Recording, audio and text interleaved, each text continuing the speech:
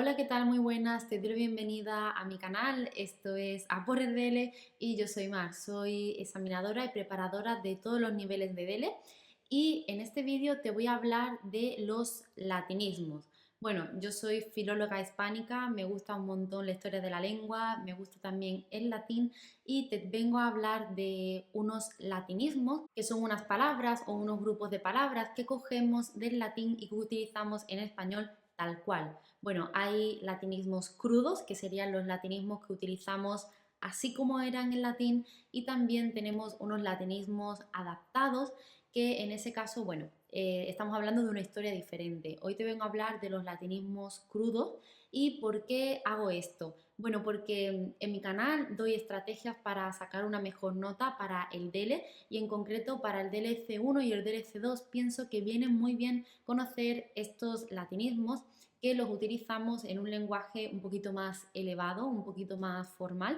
e incluso en el lenguaje jurídico que ya empieza a aparecer en el DLC1, sobre todo para la lectura de la tarea número 1 de la prueba de lectura, ¿vale? La prueba número 1. Pero bueno, sin enrollarme más, sin más dilación, lo que voy a hacer en este vídeo es presentarte algunos de los latinismos que puedes utilizar en la tarea escrita, también en la tarea oral del DLC1 o del DLC2, pero te recomiendo que si los utilizas no los utilices uno detrás de otros porque eso sería demasiado artificial. Tiene que primar la naturalidad, es decir, el examinador, la examinadora tiene que notar que tú tienes manejo y que lo haces de una manera espontánea. Entonces, si utilizas muchos latinismos uno detrás del otro, se verá que es demasiado forzado. Entonces puedes utilizar uno, puedes utilizar dos, pero no los pongas demasiado juntos porque de verdad que suena un poco raro. Y está bien también conocerlos por si acaso te los encuentras en pues un texto de uno de estos exámenes o en la vida diaria, porque de verdad que los utilizamos bastante. Quizás algunos ya los escuchaste y no sabías que eran latinismos. Uno muy famoso es el del curriculum vitae, que curriculum vitae sería la forma latina, cruda, y después teníamos currículo, que currículo sería pues la adaptación al español. De hecho, los extranjerismos, las palabras extranjeras que se adaptan al español, se tienen también que adaptar a las reglas ortográficas y de la gramática española. Por eso se le ha eliminado la M del final, se le ha puesto un acento a currículo. También tenemos currículum con acentuación española, también sería un término un poco adaptado a la gramática, pero no tan adaptado como currículo, que ya es parte del español. Pero es curioso porque curriculum vitae, la expresión así entera de por sí, no lleva acentuación, porque se considera latinismo crudo y en su origen no tenía este acento. Algo que tienes que tener en cuenta si vas a escribir o poner algunos de estos latinismos, y es que deberías señalizar, bueno, si escribimos con ordenador se ponen siempre en cursiva, pero claro, en el examen como escribes de puño y letra, ¿verdad? Escribes con tu mano, ahí no puedes hacer la cursiva, si sabes hacerlo adelante, pero si no puedes marcarlo poniéndole una comilla, entrecomillando esa palabra, o también subrayándolo como alternativa. Te hablaba de curriculum vitae. Curriculum vitae significa la carrera de la vida y creo que todo el mundo conoce a qué me estoy refiriendo. Lo típico del CV, ¿vale? CV es el típico escrito donde nosotros explicamos nuestra experiencia laboral, nuestra experiencia profesional y, bueno, nuestra trayectoria académica cuando queremos presentarnos a un puesto de trabajo o a una beca, por ejemplo. Pero bueno, voy a comentar otros que quizás conozcas, quizás no, y voy a intentar hacerlo en orden alfabético para no liarme mucho. Bueno, pues tenemos a posteriori y también a priori. A posteriori y a priori se consideran latinismos y como podrás imaginar, a priori significa antes y a posteriori significa después. Es decir, a priori es con anterioridad y a posteriori significa con posterioridad, después, más tarde. Por ejemplo, imagínate que te preguntan en el examen de DLC2 o en el examen de DLC1, en la prueba oral, la última tarea, ¿qué opción te llama más la atención o qué titular te llama más la atención? Y tú podrías decir, a priori me llamó más la atención este titular. Sin embargo, a posteriori, tras haber visto en qué consiste cada una de las propuestas o cada uno de los titulares, me llamó la atención más este otro, ¿vale? Con anterioridad, con posterioridad. También deberías conocer ad honorem y cum laude.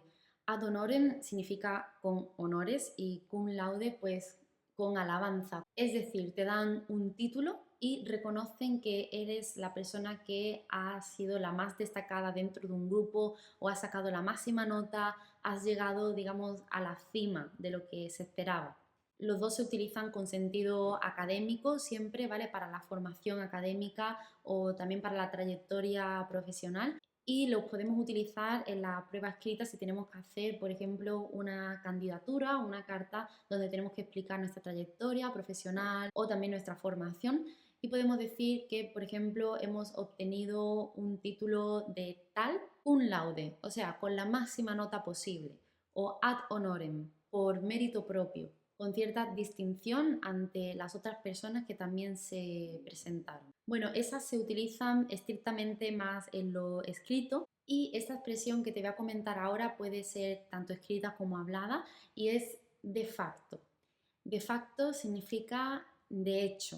De facto se usa para decir que algo, una situación tiene un reconocimiento, es un hecho, todo el mundo conoce que existe, sin embargo aún no ha pasado a ser legislado o aún no es reconocido por la ley.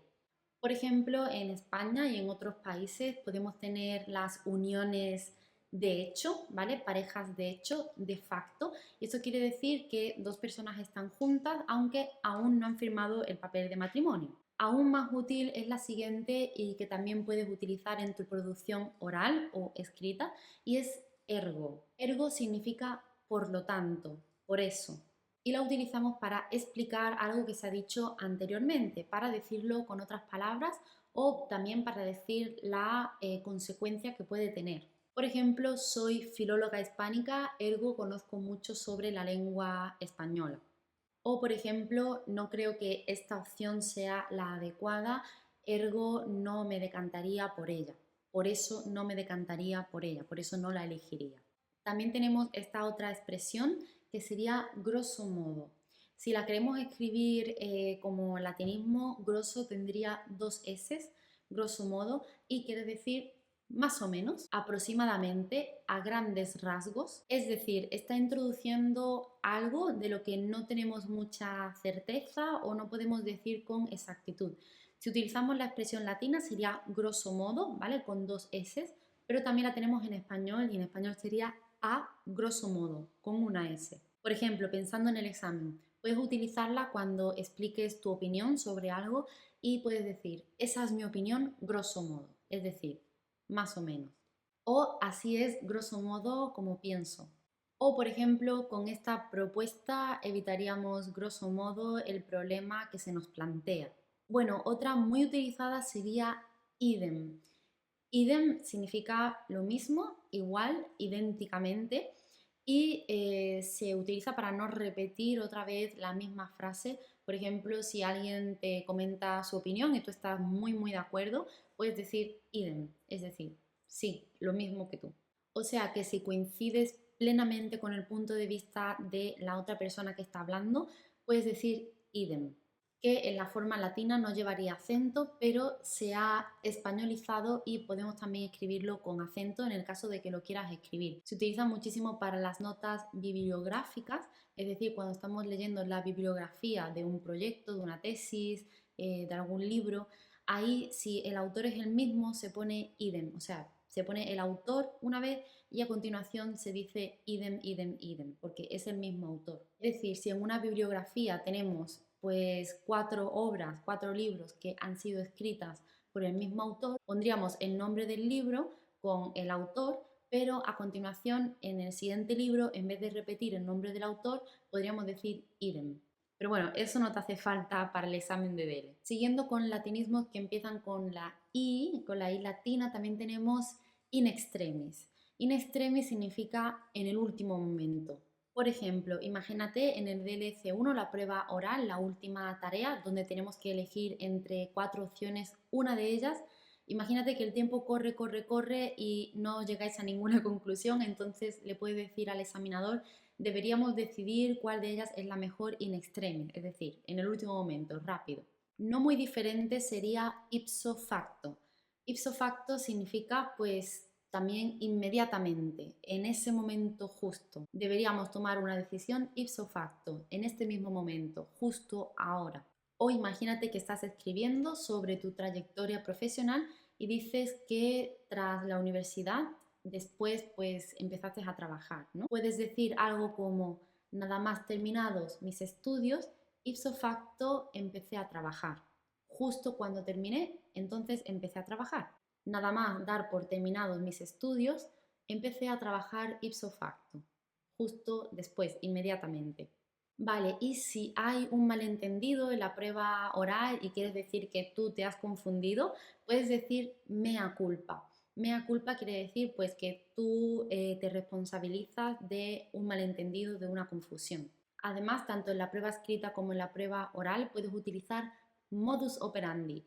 Modus operandi significa pues la manera de trabajar y funciona como si fuera un sustantivo. Decimos el modus operandi o mi modus operandi, mi manera de trabajar, mi manera de hacer las cosas. Otro latinismo sería per cápita. Per cápita significa por cabeza y es muy útil sobre todo cuando tenemos que comentar un gráfico, en el caso de que sea posible decir la distribución que hay de cierto elemento por habitante, por cabeza. En economía se utiliza muchísimo, ¿vale? Se dice la renta per cápita, por ejemplo. Quizás también puedas utilizar, tanto en la prueba escrita como en la prueba oral, rara avis. Rara avis es algo pues extraño, algo que no te encuentras todos los días, que es inusitado y se puede referir tanto a personas como a cosas. Se utiliza también como si fuera un sustantivo, se dice una rara avis, ¿vale? En femenino. Y yo puedo decir, por ejemplo, que yo soy una rara avis, soy una persona muy extraña o tengo unos gustos muy exquisitos, por ejemplo. O, por ejemplo, pensando en la última tarea de la prueba oral del C2, podemos decir que uno de esos titulares es una rara avis porque es extraño encontrarse algo así en un periódico, por ejemplo. Y tenemos también stricto sensu, en el sentido estricto, de manera literal, ¿vale? Cuando queremos decir algo de manera literal, decimos stricto sensu y después aquello que quieras decir. Cuando queremos decir que algo se ha dicho en sentido literal o se ha manifestado en sentido literal, podemos decir stricto sensu. Seguro que has escuchado también viceversa. Viceversa significa pues al contrario, de una manera o de la otra.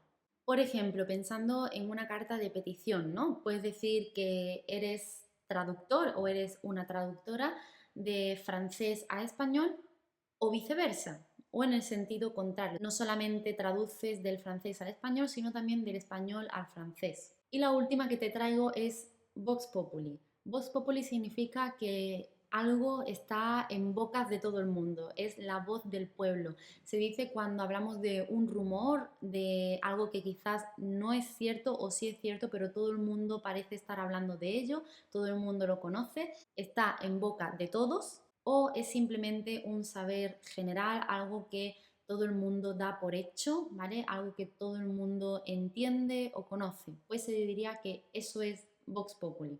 Bueno, espero que te haya gustado mucho este vídeo. También espero que puedas utilizar estos latinismos el día de tu examen, que seguramente le van a dar muchísima formalidad a tu texto escrito o a tu texto oral.